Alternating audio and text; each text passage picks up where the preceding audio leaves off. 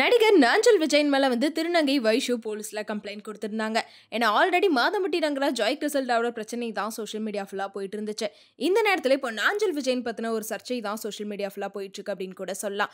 ஏன்னா ஆல்ரெடி மாதம்பட்டி ரங்கராஜ் அப்படின்னு எடுத்துக்கிட்டா கூட அவங்களோட காஸ்டியூம் டிசைனர் ஜாய் கிறிசல்டாவை காதலிச்சு கல்யாணம் பண்ணிக்கிட்டாரு. இப்போ பிரெக்னெண்டா இருக்காங்க அப்படின்ற மாதிரி போயிட்டு இருந்துச்சு. பட் நாஞ்சல் விஜயன் விஷயத்துல ஒரு திருநங்கையை போய் இப்படி ஏமாத்தி இருக்காரு அப்படின்னு சொல்லி நிறைய பேர் கருத்து தெரிவிச்சிட்டு இருந்தாங்க. அது மட்டும் இல்லாம திருநங்கை வைஷு என்ன பண்ணிட்டாங்கன்னா செய்தியாளர்கள் கிட்ட பேசுறப்போ 11 வருஷமா நானும் நாஞ்சல் விஜயனும் பேசிட்டு இருந்தோம். ஆனா 5 வருஷமா நாங்க 2 பேருமே லிவ்இன்ல வாழ்ந்துட்டு இருந்தோம். நான் அவருக்கு பொண்டாட்டியா வாழ்ந்திருக்கேன். நாங்க 2 பேருமே லவ் பண்ணோம். என்ன மறைமுகமா கல்யாணம் பண்ணிக்கிறேன்னு தான் சொல்லியிருந்தாரு. முக்கியமா அவர் கூட நான் பிசிக்கல் ரிலேஷன்ஷிப்ல இருந்தேன் அப்படின்னு சொல்லி பல விஷயங்களை சொல்லியிருந்தாங்க. அதுலயும் நாங்க 2 பேரும் காதலிச்ச விஷயம் அவங்க வீட்டுல இருக்கவங்களுக்கு கூட தெரியும். பட் நான் தான் அவர் வேற ஒரு கல்யாணம் பண்ணிக்கட்டும், அவர் குழந்தை வேணும் அப்படின்றக்காக நான் கல்யாணமே மரியா கூட நான் தான் பண்ணி வச்சேன் அப்படின்னு சொல்லியிருந்தாங்க. இருந்தாலும் அந்த கல்யாணத்தை நான் போய் அட்டன் பண்ணல. பட் இருந்தாலுமே என்ன நினைச்சிட்டு இருந்தேன்னா, மேரேஜ் ஆனாலும் என்கிட்ட பழைய மாதிரி பேசுவார்னு நினைச்சேன். ஆனா அவர் எனக்கு குழந்தை பிறந்துருச்சு, இதுக்கப்புறம் நான் உங்ககிட்ட பேச முடியாது அப்படின்னு சொல்லி எல்லாத்துலயுமே என்ன பிளாக் பண்ணிட்டாரு.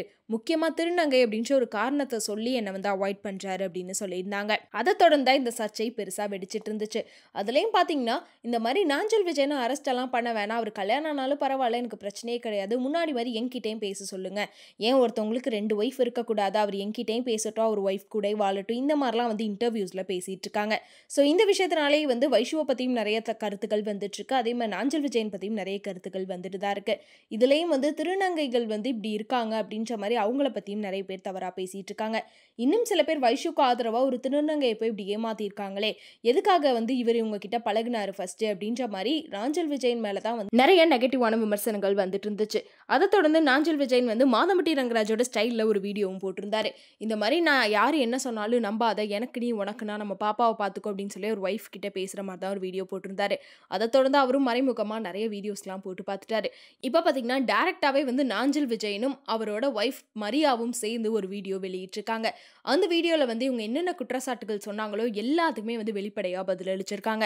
அதாவது நானும் அவங்களும் ஃப்ரெண்டாக மட்டும்தான் இருந்தோம், அவங்க தான் என்னை லவ் டார்ச்சர் பண்ணாங்க, நான் அவங்கள காதலிக்கவே கிடையாது, ஜஸ்ட் ஃப்ரெண்டாக பேசிகிட்டு இருந்தேன் அவ்வளோதான். ஆனால் திடீர்னு என்ன ஆச்சுன்னு தெரியல, என்னை காதலிக்கிறேன்னு ரொம்ப டார்ச்சர் பண்ணாங்க, என்னை கல்யாணம் ஆனதுக்கப்புறமும் நைட்லாம் கால் பண்ணி டார்ச்சர் பண்ணாங்க, நாங்கள் 2 பேர் லிவ்இன்ல இருந்தோம் அப்படின்னு சொல்லியிருக்காங்க. அந்த ஹவுஸ் ஓனர் கிட்ட கூட பேசி பார்த்துக்காங்க, இல்லை நானும் அவங்களும் சேட் பண்ணியிருப்போம், அந்த சேட்டை கூட எடுத்து பார்த்துக்கோங்க அப்படின்னு சொல்லிட்டு அவர் ரொம்பவே வெளிப்படையாக நிறைய விஷயங்களை சொல்லியிருக்காரு. ஸோ இப்படி இருக்கப்போ அவரோட ஒய்ஃப் மரியாவும் எனக்கு உங்கள் மேலே நம்பிக்கை இருக்குது, அவங்க தான் இந்த மாதிரிலாம் பண்ணியிருக்காங்க அப்படின்னு சொல்லி வைஷுவை தான் திட்டியிருக்காங்க.